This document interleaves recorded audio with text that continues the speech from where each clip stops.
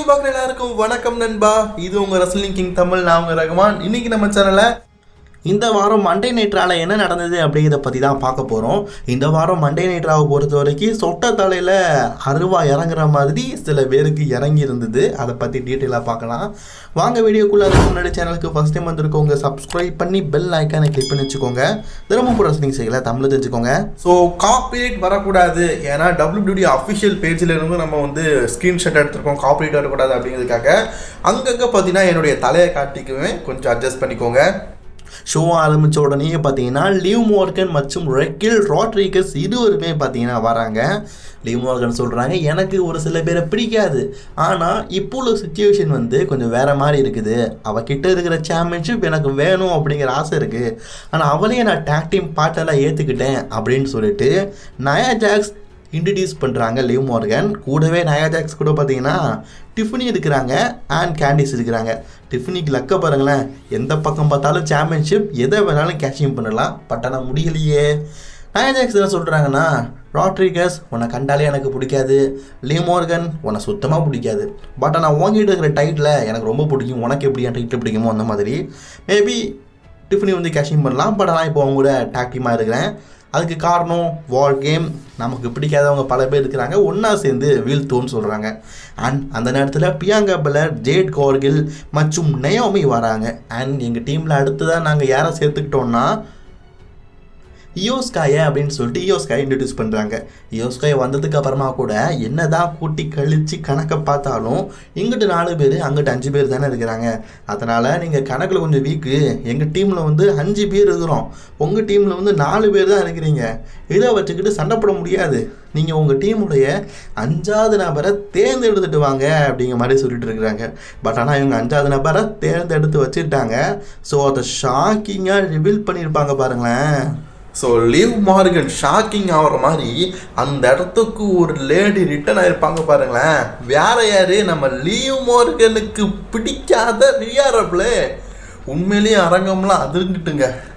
என்ன போன வாரமே இதை டேப் பண்ணி வச்சுட்டாங்க, போன வாரமே நமக்கு தெரிஞ்சிருச்சு ரியா ரிப்ளே ரிட்டர்ன் ஆகிட்டாங்கன்னு. அதனால் நமக்கு ஒரு இன்ட்ரெஸ்ட் இல்லை. இதெல்லாம் டேப் பண்ணாமல் வச்சுருந்தா உண்மையிலேயே சூப்பராக இருந்திருக்கும். ரியா ரிப்ளேயோட ரிட்டர்ன் நம்ம போன வாரமே பார்த்துட்டோம். மாஸ்க் போட்டுட்டு வருவாங்கன்னு சொன்னோம்ல, அந்த மாதிரி வந்துருக்குறாங்களா. மேபி WWE பார்த்தீங்கன்னா இதை வந்து கொஞ்சம் டேப் பண்ணாமல் வச்சுருந்தாங்கன்னா ஃபேன்ஸ் மத்தியில் இன்ட்ரெஸ்ட்டாக இருந்திருக்கும். ரெஸ்லிங் கிங் தமிழ் ரகுமான் வேறு ஒரு ஊத்த வாரம் போன வாரமே வளரி தள்ளிட்டான். ஸோ அதனால் இந்த ரிட்டர்ன் வந்து ஃபேன்ஸுக்கு ஒரு எதிர்பார்ப்பு இல்லாமல் வந்துருக்கும். ஏன்னா இவங்க தான் வருவாங்கன்னு தெரிஞ்சிருச்சுல. பட் இருந்தாலும் டிவியில் பார்க்கும்போது ஒரு இன்ட்ரெஸ்டிங்காக தான் இருக்குது. ஸோ இந்த பக்கம் 5க்கு 5 சரிசமமாக ஆயிடுச்சு. உமன்ஸ் வார் கேமும் ரெடி ஆயிடுச்சு. WWE இந்த ராவை மட்டும் டேப் பண்ணாமல் வச்சுருந்து லைவாக பார்த்துருந்தோன்னா நல்லா இருந்திருக்கும்ல, நிறைய விஷயங்கள் நல்லா இருந்திருக்கும். அண்ட் மக்களே, இன்னைக்கு மெயின் ஈவெண்ட்டாக செத் ரோலன்ஸ்க்கும் பிக் பிரான்சன் ரீடுக்கும் பார்த்தீங்கன்னா ஒரு சிங்கிள்ஸ் மேட்ச் இருக்குது. பிரான்சன் ரீடை காட்டிலும் 1 இன்ச்சு செத் ரோலன்ஸ் ஹைட்டா. அடுத்தது பார்த்தீங்கன்னா LWOவில் இருக்கிற சலீனா வெகா மற்றும் ரே மிஸ்டீரியோ இருவரும் சேர்ந்து நெக்ஸ்ட் அவங்க ஆக்ஷன் பண்ண போகிறாங்க. அண்ட் அதற்கு முன்னாடி புரிஞ்சுக்கோங்க, ஜனவரி 6 வந்து லாஸ் ஏஞ்சல்ஸில் சிஏல பார்த்தீங்கன்னா நெட்ஃப்ளிக்ஸுடைய ஃபஸ்ட்டு ரா டிக்கெட் சேலிங் நடக்குது. 20,000க்கும் மேற்பட்ட டிக்கெட் விற்கிறாங்களாம். அண்ட் பிரான்சன் ரீட் அவருடைய ஆக்ஷனுக்காக ரெடி ஆகிறாரு. பிகாஸ் இன்னைக்கு இன்டர்கான்டினென்டல் சாம்பியன்ஷிப்பை பிரான்சன் ரீட் ஷேமஸ்க்கு அகேன்ஸ்டாக பார்த்தீங்கன்னா டிஃபெண்ட் பண்ண போகிறாரு. நெக்ஸ்ட்டு அமெரிக்கன் மேட் டீம் வராங்க. அமெரிக்கன் மேட் டீம் தான் பார்த்தீங்கன்னா இன்றைக்கி LW கூட மோதுறாங்க. இந்த மேட்ச்சில் வந்து ஜான் கேபிளை பின் பண்ணி ரே மிஸ்டீரியோ மற்றும் செலினா வெகா வின் பண்ணிட்டாங்க. செலினாக்கா, நாளுக்கு நாள் உங்கள் ட்ரெஸ்ஸும் முகமும் வேறு மாதிரி மாறிக்கிட்டே இருக்குது, கலர் கோழி குஞ்சுமாக இருக்கிறீங்களே. இந்த மேட்ச்சில் தோற்று போயிட்டார் ஜான் கேபிள்.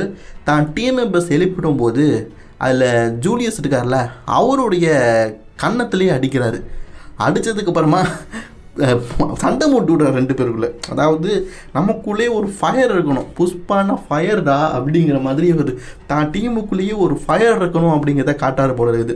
சண்டை போட்டுக்கிட்டு ஒருத்தர் செத்து போனாலும் பரவாயில்லடா, நமக்குள்ளே ஒரு ஃபயர் இருக்கணும், தோற்றாலும் ஜெயித்தாலும் மீசையே இல்லாட்டாலும் மீசையை முறுக்கணும்டா அப்படிங்கிறதுல ஜெயிக்கபிள் இதாக இருக்காது போல இருக்குது.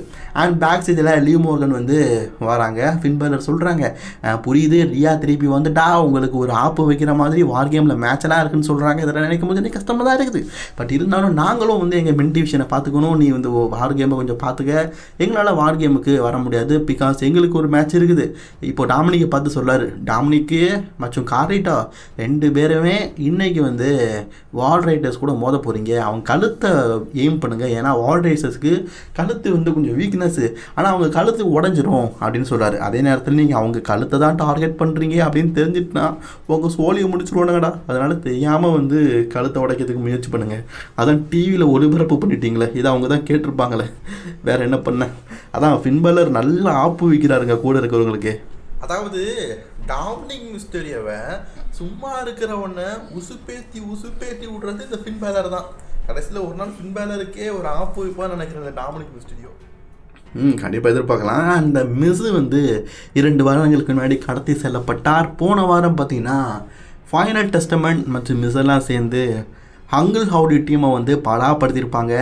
ஸோ இப்போ வந்து மிஸ் வந்து அஃபிஷியலி பார்த்தீங்கன்னா இந்த டீம் கூட ஜாயின் பண்ணிட்டாராம். ஃபைனல் டெஸ்டமெண்ட் கூட சேர்ந்து உங்களை நான் படாத பாடுபடுத்த போகிறேன் அப்படிங்கிற மாதிரி இப்போது ஒரு ஸ்டேட்மெண்ட்டை பார்த்தீங்கன்னா கேரியன் கிராஸ் மற்றும் மிஸ் இருவரும் சேர்ந்து ஹங்கிள் ஹவுடி, அதாவது ஒயட் 6 அப்படின்னு அழைக்கப்படுற அந்த டீமுக்கு வந்து வார்னிங் மெசேஜ் பண்ணியிருக்கிறாங்க.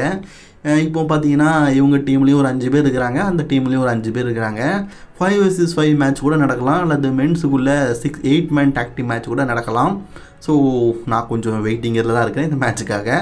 ஸோ அண்ணன் நீங்கள் போன வாரம் புரிஞ்சுக்கணும், விடி கேசர் வந்து குந்தர்கிட்ட பேசும்போது டேமியன் பீஸ் வந்து கேஸில் அட்டாக் பண்ணியிருப்பார்.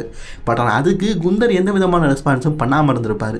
ஸோ இதை பற்றி தான் இந்த வாரம் பெரிய பஞ்சாயத்து வருது. நீ அவனை அடிச்சிருக்கக்கூடாது, நீ வந்து உன்னுடைய கெரியரில் நீ கான்சென்ட் பண்ணு, என் பக்கமே வராத, உன்னுடைய கெரியர்லேயும் நீ பெரிய விஷயங்கள்லாம் சாதிக்கணும் அப்படின்னு பேசிகிட்டு இருக்காரு. லுட்வி கேசர் பார்த்தீங்கன்னா சிம்பிளாக ஒரு விஷயம் சொல்லிட்டாரு, அவன் என்னை அடிக்கிறான், ஒன்னால் அவனுக்கு அடி கொடுக்க முடியல, நீ வந்து அவன்கிட்ட அடி வாங்கிறதுக்கு தான் லாய்க்கு, நீ அவனை கண்டு பயந்து போகிற, நீ ஃபஸ்ட்டு ஒன்று இம்ப்ரூவ் பண்ணியிருக்க அப்படின்னு சொல்லிட்டு போகும்போது ஒரு வார்த்தையை சொல்லிட்டு போகிறாரு. அதாவது என் கெரியரை பார்த்துக்கிறது எனக்கு தெரியும், முதல்ல உன் கெரியரை பார்த்துக்க, நீயே சொதப்பில் தாண்டா இருக்கிற அப்படின்னு லுட்வி கேஸ் பார்த்தீங்கன்னா கெய்சருக்கு கொஞ்சம் அட்வைஸ் கொடுக்க பார்த்தாரு. ஆனால் கெய்சரே குந்தருக்கு அட்வைஸ் கொடுத்துட்டாரு. ஸோ இதில் குந்தர் பார்த்தீங்கன்னா கொஞ்சம் டென்ஷன் ஆகிட்டாரு. ஏன்னா நீ கொஞ்சம் வளரணும்னு சொல்லிட்டார்ல, அப்படியே கோவமாக திரும்பி பார்க்கும்போது அந்த இடத்துல பார்த்தீங்கன்னா டேமியன் பீஸ் வந்து சைனிங் பண்ணிகிட்டு இருக்காரு. ஸோ ஃபேன்ஸ் எல்லாம் சில பேர் சைன் பண்ண சொல்லிப்பாங்க போல இருக்குது. அப்போ அந்த இடத்துல போட்டு அந்த கழுத்து பிடிருக்கு பார்த்தீங்களா நெக்லாக்கு, அதை போட்டு டேமியன் பீஸை சாகடிக்கலாம் அப்படின்னு முயற்சி பண்ணும்போது டேமியன் தான் வளர்த்தியாக இருக்கார், அவர் தூக்கி போட்டுட்டார். அது மட்டும் இல்லாமல் தான் கையில் ஒரு ஸ்டீல் பைப் வச்சுருப்பார், அந்த பைப்பை வச்சே பார்த்தீங்கன்னா குந்தர் அடித்து போட்டுட்டு என்னப்பா என்ன பேக் சைடில் அட்டாக் பண்ண வரியா, வளரணும் தம்பி, கம்பளான் குடி அப்படின்னு கலாச்சி போயிட்டுருக்காரு. ஸோ அதே நேரத்தில் அந்த இடத்துல பார்த்தீங்கன்னா ராவோடைய ஜென்ரல் மேனேஜர் ஆண்டபிஎஸ் பார்த்தீங்கன்னா அந்த இடத்துல வந்து நிற்கிறாரு. என்னை அட்டாக் பண்ண பார்த்தா நான் அவனை திருப்பி அட்டாக் பண்ணேன் அப்படிங்கிற மாதிரி மென்ஷன் பண்ணி எக்ஸ்பிளைன் பண்ணுறாரு. ஸோ அதனால் குந்தர் பார்த்தீங்கன்னா இன்றைக்கி அடி வாங்கிட்டார். ஏன்பா குந்தர் ஒன்றை காட்டிலும் டேமியன் பவராக இருக்கான ஐயா. அடுத்தது நம்ம செல்டிக் வாரியர் ஷேமஸோடைய ஷேமஸ் வந்து இன்டர்கான்டினென்டல் சாம்பியன்ஷிப்பை வெற்றி பெற்று கிராண்ட் ஸ்லாம் சாம்பியன் ஆகிறாரா அப்படிங்கிறத எதிர்கொள்ள பார்க்கறதுக்காக இன்றைக்கி ப்ரான் பிரேக்கர் கைன்ஸ்டாக ஒரு மேட்ச் விளையாடுறாரு. மேட்சை பொறுத்த வரைக்கும் நல்லா தான் கொண்டு போகிறாங்க. ப்ரான் பிரேக்கர் வர்சஸ் ஷேமஸ் உண்மையிலேயே நல்லா இருக்குது. இந்த மேட்ச்சில் பார்த்தீங்கன்னா ஷேமஸ் வந்து ப்ரோ கிக்கை போட்டு இந்த மேட்ச்சில் வந்து ப்ரான் பிரேக்கரை வீழ்த்தி இன்டர்கான்டினென்டல் சாம்பியன் வின் பண்ணலாம் பார்க்கும்போது அந்த ப்ரோ கிக்லேயே ஒரு ஸ்பியரை பிரான்சன் ரீட் போட்டிருப்பாரு. அதுதாங்க பிரான்சன் ரீடு, அதுதான் இளந்தாரி பயலுக்கு அழகு. என்ன ஸ்பியரு, அடடட விளையாட்டுக்கரியாக சாப்பிட வர போல இருக்குது. ஸோ இந்த மேட்ச் இடையிலேயே டிஸ்குவாலிஃபைல முடிஞ்சிட்டு காரணம் என்னென்னா லுட்வி கேசர் என்னை ப்ரூவ் பண்ணிக்க அப்படின்னு குந்தரை பார்த்து சொன்னார். குந்தரும் உன்னை ப்ரூவ் பண்ணிக்கன்னு சொன்னார்ல, தன்னை ப்ரூவ் பண்ணதுக்காக இன்டர்கான்டினென்டல் சாம்பியனை அட்டாக் பண்ணியிருக்காரு. அண்ட் சேலஞ்சராக இருந்த ஷேமஸையும் அடிச்சிருக்கிறாரு. 2 பேரும் கேட்டுக்கோங்கடா, நான் என்னை ப்ரூவ் பண்ண போகிறேன், இன்டர்கான்டினென்டல் சாம்பியன்ஷிப்பை வின் பண்ண போகிறேன் வந்து நிற்கிறாரு. ஐயா லுட்வி கேசர் நீ பண்ணதெல்லாம் ஓகே தான் ஐயா, கூடிய சீக்கிரம் ஒரு டைட்டில் வின் பண்ணியா, உன்னுடைய ஹீல்டனும் நல்லா தான் இருக்குது, உங்ககிட்டலாம் ஒரு டைட்டில் இருந்ததுன்னா உண்மையிலேயே வேறு லெவலில் இருக்கும். So and Seth freaking Rollins back சைடில் பார்த்தீங்கன்னா ரெடி ஆகிட்டு இருக்காரு. பிகாஸ் எனக்கு மெயின் ஈவெண்ட்டில் வந்து பிரான்சன் ரீகன்ஸ்டாக மோத போகிறாரு.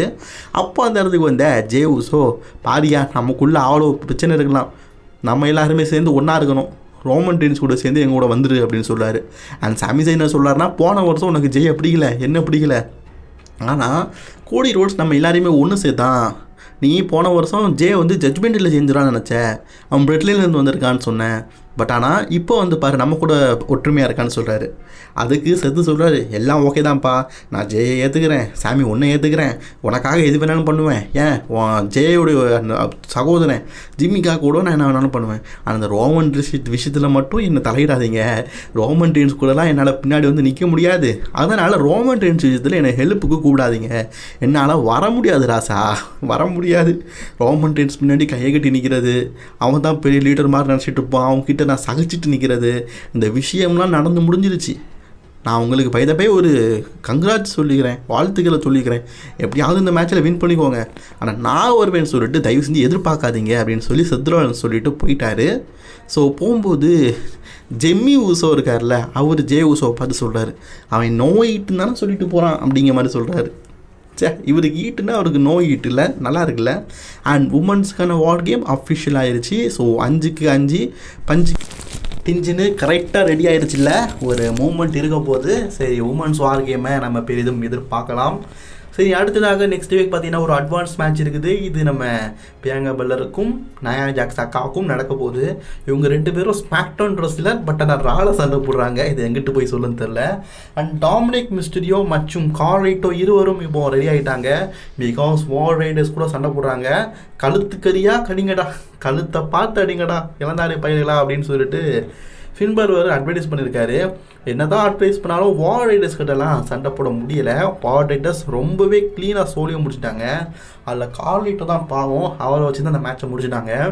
வால் ரைடர்ஸ் வின் த ஜட்மெண்ட் டே. இந்த மேட்ச் முடிஞ்ச உடனே பார்த்தீங்கன்னா ஃபின் பேலர் மற்றும் ஜேடி மெக்டோனா இருவருமே வந்து வால் ரைடர்ஸை பயங்கரமாக அட்டாக் பண்ணுறாங்க. பிகாஸ் டாக்டின் டைட்டிலுக்காக இது எப்போ மேட்ச் நடக்க போகுதுன்னு தெரில. பட் ஆனால் வால் ரைடர்ஸ் தான் நம்பர் 1 கண்டராக செலக்ட் ஆகிருக்காங்கல்ல, அதனால் அவங்கள அட்டாக் பண்ணியிருக்கிறாங்க.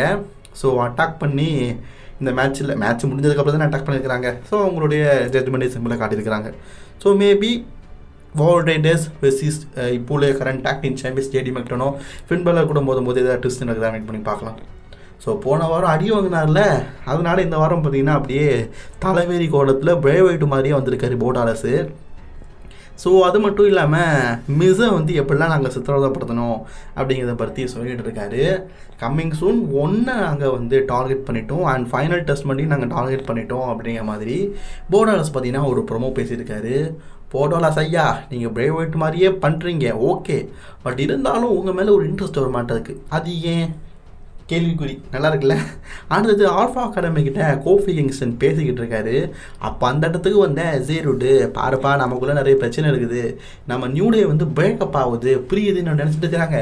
ஆனால் நியூ டேக்கு பிரிவே கிடையாது, நாம் 2 பேரும் ஒன்றாக சேர்ந்த கயிறு மாதிரி முறுக்கிட்டு நிற்கணும் அதுக்கு அப்படின்னு பேசிகிட்டு இருக்காரு. அப்போது நம்ம பக்கத்தில் தானே இருந்தார் ஓட்டிஸு. சரி, இப்போ உங்களுக்குள்ள பிரச்சனை இருக்காது பார்த்துக்கோங்க அப்படின்னு தாங்க சொன்னார். அதுக்கு இவருக்கு கோவம் வந்துருச்சு எக்ஸிக்யூட்டிவ்க்கு. அவர் டக்குன்னு ஓட்டிஸை பார்த்து, நீ எல்லாம் எங்களுக்கு அட்வைஸ் பண்ண வேண்டாம், ஒன்றை பற்றி தெரியாதா, ஃப்ரீ ஓட்டிஸ்ன்னு சொல்லிட்டு டிஷர்ட்டை போட்டு உங்கள் டீமில் இருந்த ஜாக் கேபிளே விரட்டி விட்டீங்க, அவன் உங்கள் டீம் விட்டு போகிறதுக்கு காரணம் நீங்கள் தான். அது மட்டும் இல்லாமல் ஓட்டிஸ் ஒன்று நான் கண்டிப்பாக பழி வாங்கணும், நெக்ஸ்ட் வீக் வந்து நானும் கோஃபியும் நியூ டே வெர்சஸ் ஆல்ஃபா அகாடமிக்குள்ள ஒரு டாக்டி மேட்ச் வச்சுக்கலாம் அப்படின்னு சொல்லிட்டு கொளுத்தி போட்டுட்டு போயிருக்காரு. கோஃபி கிங்ஸ்டோடைய மைண்ட் வாய்ஸ் என்ன தான் இருக்கும், ஏன்டா நான் 700 இருந்தேன், என்னையும் அவங்க கூட பகையாளி ஆக்கிட்டேன், நீ பகையாளியாடுற சரி என்னையும் சேர்த்து பகையாளி ஆக்கி விடுறிடான்னு சொல்லிட்டு ஒரு பார்வை பார்த்துருப்பாரு. சரி, நெக்ஸ்ட் வீக் பார்த்தீங்கன்னா இவங்களுக்குள்ள ஒரு மேட்ச் இருக்குது, வெயிட் பண்ணி பார்ப்போம். ஃப்ரீ ஓட்டிஸ் நெக்ஸ்ட் வீக் வந்து அவருடைய காட்டுவார். மெயின் ஈவென்ட் டைமுக்கு வந்துட்டோம். பிரான்சன் ரீட் செத் ரோலின்ஸ்குள்ள பார்த்தீங்கன்னா ஒரு சிங்கிள்ஸ் மேட்ச்சு. ஸோ ஆல்ரெடி இந்த மேட்ச் நடந்துருக்கு, இது ரீமேட்சாக தான் நடக்குது. போன வாரமே இதோட ரிசல்ட்டை பார்த்துட்டோம், பட் இருந்தாலும் இன்னைக்கு என்ன நடந்தது அப்படிங்கிறத பற்றி டீட்டெயிலாக பார்க்கலாம். ஸோ மெயின் ஈவென்ட் டைமுக்கு வந்துட்டோம். பிரான்சன் ரீட் வித் செத் ரோலின்ஸுக்குள்ள பார்த்தீங்கன்னா மேட்ச் நடக்க போகுது. இந்த மேட்சை பொறுத்த வரைக்கும் ஆல்ரெடி ஒரு நடத்திட்டானுங்கல்ல, இது செகண்ட் டைமாக நடக்க போகிற மேட்சை பொறுத்த வரைக்கும் அதுக்கு முன்னாடி செத் ரோலின்ஸோடைய இன்ட்ரோ இப்போ டோட்டலாக சேஞ்ச் ஆகிருக்குல்ல, இந்த கலர் கோழி குஞ்சு மாதிரி வராது, இப்போ ரெவல்யூஷனரியாக வந்துட்டார் கூட இருக்குது. ஸோ இது நல்லா இருக்குது பார்க்குறதுக்கு. So and Bronson Reed Seth Rollins match உண்மையிலேயே அனல் பறக்குது. செத் ரோலின்ஸ் எல்லாம் பிரான்சன் ரீடை தூக்கி போட்டு மிதிக்கிறாரு. ஸ்டார்டிங்கில் பிரான்சன் ரீட் செத் ரோலின்ஸை டார்கெட் பண்ணாலும் கீழே போட்டு படாத பாட்படுத்திட்டானுங்க. செத் ரோலின்ஸ் ஃபைனலி பார்த்தீங்கன்னா பிரான்சன் ரீடுக்கு அவருடைய ஸ்க்ரோம் ஸ்டாமை போட்டு இந்த மேட்சை வின் பண்ணலாம் அப்படின்னு ட்ரை பண்ணிடுறாரு. அப்போ அந்த இடத்துல பார்த்தீங்கன்னா திடீர்னு யாரோ வந்து நிற்கிறா. வேற யாரு, அண்டாவா என் இஸ் ஹியர். எஸ், சோலோ ஸ்டிக்காவை பார்த்தீங்கன்னா நிற்கிறாரு. என்ன அண்ணே ஜெயிக்க போறீங்களோ விட்டுருவோமா அப்படின்னு நிற்கிறாரு போல இருக்குது. அவன் எங்காலில் உன்னை சும்மா விட மாட்டேன் எப்படி நிற்கிறாரு பாருங்களேன். ஸோ இந்த வாய்ப்பை பயன்படுத்திக்கிட்ட பிரான்சன் ரீட் ரொம்பவே க்ளீனாக பார்த்தீங்கன்னா செத் ராலின்ஸுக்கு தொடர்ந்து அட்டாக் பண்ணி அவருடைய சுனாமி ஃபினிஷரை போட்டு இந்த மேட்சில் வின் பண்ணிட்டாரு. எனக்கு தெரிஞ்சு பேசாமல் பிளட் லைனில் பிரான்சன் ரீடை ஜாயின் பண்ணிடலாம். 100% பிளட் லைனுக்கு சோலோ சிக்காவுக்கு ஏற்ற ஒரு கேரக்டர் தான் பிரான்சன் ரீட். உடலமைப்பு அப்படி இருக்குது. சோலோ சிக்காவை இன்றைக்கி சோலோ சிக்காவோட வாட்ச் நல்லா இருக்குல்ல, சரி அதை விட்டுதலுங்க. இந்த மேட்ச்சில் வின் பண்ணிட்டாரு. மேட்ச் முடிஞ்சதுக்கப்புறமா பிரான்சன் ரீடுடைய கையும் தூக்கி காட்டியிருக்காரு. தூக்கி காட்டுங்க தலைவரே, நம்ம பிரான்சன் ரீட்டை உண்மையிலேயே வேறு லெவலில் இருக்குது. அதை நான் சொல்கிறோம்ல, 100% பிரான்சன் ரீட் பார்த்தீங்கன்னா இந்த பிளட்டில் எனக்கு ஏற்ற ஒரு ஆள். ஸோ அவர் பேசாமல் சோலோ சிக்காவை அவங்க டீமில் வச்சுக்கோங்கய்யா. ஜாக்கப் ஃபாட்டு மாதிரி இவரும் ஒரு பவர்ஃபுல்லான ஆளாக இருப்பார். அதுக்கப்புறமா நம்ம சோலோ சிக்காவெலாம் கையிலவே பிடிக்க முடியாது, அந்தளவுக்கு பெரிய ஆளாக இருப்பார். இது என்னுடைய ஒப்பீனியன். உங்களோட ஒப்பீனியனை மறக்காமல் கமெண்ட் பாக்ஸில் கமெண்ட் பண்ணிக்கோங்க. தொடர்ந்து வீடியோ பார்க்க சேனலை சப்ஸ்கிரைப் பண்ணிக்கோங்க. அடுத்து நல்ல ரசனி செய்யல நான் உங்களை சந்திக்கிறேன். சியா.